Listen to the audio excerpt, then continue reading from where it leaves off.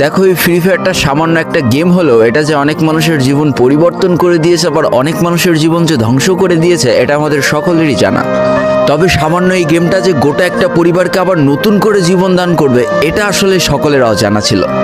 হ্যাঁ বন্ধুরা, আজকের গল্পটি এমনই একটা পরিবারকে নিয়ে যারা এই ফ্রি ফায়ার গেমটাকে একেবারেই সহ্য করতে পারতো না, বরং তাদের সন্তান যখন এই গেমটা খেলতো তারা আরও উল্টো বকাবকি করতো।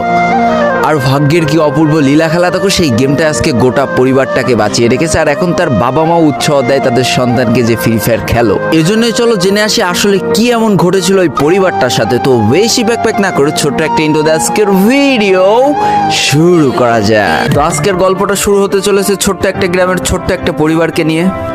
বাবা মা এবং তাদের দুই সন্তান অর্থাৎ দুই ভাই, ছোট্ট একটা পরিবার, খুব সুন্দরভাবে তাদের জীবনযাত্রা চলে যাচ্ছিল। বড় ভাই একটা কোম্পানিতে লেবারের চাকরি করে, বাবা কৃষিকাজ করে, আর তাদের ছোট সন্তান অর্থাৎ ছোট ছেলে কিন্তু ক্লাস 8-এ পড়াশোনা করে। দারিদ্রতার বেড়াজালে আটকে পড়া পরিবারকে সাপোর্ট দেওয়ার জন্য তাদের বড় ভাইকে খুব অল্প বয়সে কাজে চলে যেতে হয়েছে। এই জন্য বড় ভাইয়ের পড়াশোনাটা ঠিকমতো হয়ে ওঠেনি। তবে বাবা মার একটাই স্বপ্ন ছিল যে তাদের ছোট সন্তান অর্থাৎ ছোট ছেলে যাতে উচ্চশিক্ষায় শিক্ষিত হয়। এই জন্য বাবা কৃষিকাজ করলেও সারাদিন মাঠে তুমুল কষ্ট করে এসে বাসায় যখন এসে দেখতো তাদের ছোট সন্তান পড়াশোনা করতেছে, সমস্ত কষ্ট এক চান্সে দূর হয়ে যেত। আর তাদের ছোট সন্তান পরিবারে অভাব দেখতে দেখতে বড় হচ্ছে, তো তাই সে একটা সময় ঠিক করেই ফেলে যে তাকে অনেক বড় হতে হবে, লেখাপড়া করে অনেক বড় মানুষের মতো মানুষ হতে হবে।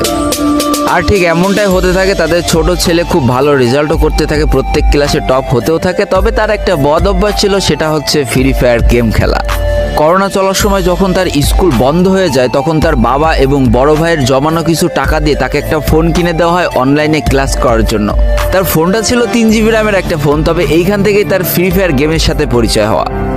সারাদিন পড়াশোনার ফাঁকে সময় পেলেই সে ফ্রি ফায়ার গেম নিয়ে বসে পড়তো। আগে যেমন বাইরে খেলাধুলা করতো, এখন সে আর বাইরে খেলাধুলা করে না, ঘরে বসে সারাদিন ফোন টিপে আর ফোনে গেম খেলে।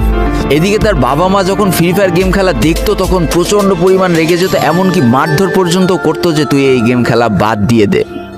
তবে তাদের ছোট ছেলে যতই বাবা মার বাধ্য সন্তান হোক না কেন, ফ্রি ফায়ার গেমটা ছাড়তে সে একেবারেই নারাজ।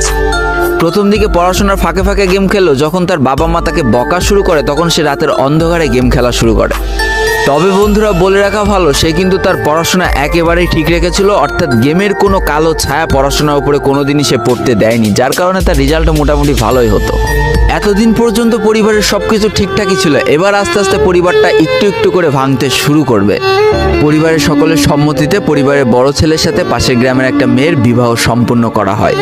আর যেন বিবাহের কয়েক মাস যেতে না যেতে বড় ভাইয়ের পরিবর্তন লক্ষ্য করতে শুরু করা যায়। এতদিন ছোট ভাইয়ের পড়াশোনা খরচ বড় ভাই আর বাবা মিলে চালিয়ে আসলেও এখন আর বড় ভাই